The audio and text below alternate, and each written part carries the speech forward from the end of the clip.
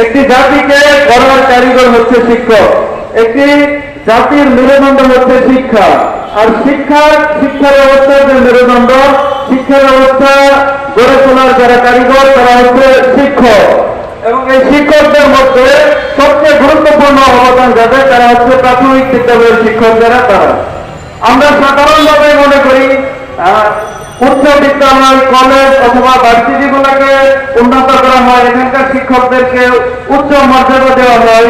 কিন্তু আসলে একটা মানুষ যে যে অবস্থান থেকে নিজের জীবনকে গড়ে তোলে, যেখান থেকে তার প্রাথমিক শিক্ষা লাভ করে, তার নীতি নৈতিকতার উৎকর্ষ সাধন করে, তার মূল্যবোধ করে রয়েছে, সে লেভেল থেকে রূপ লেভেল থেকে গোড়া থেকে যদি আমরা কাজ না করি, গোড়াকে যদি আমরা মজবুত করার জন্য উদ্যোগ না নেই, তাহলে পরবর্তীতে এই অবস্থাটা উন্নতি করা সম্ভব না।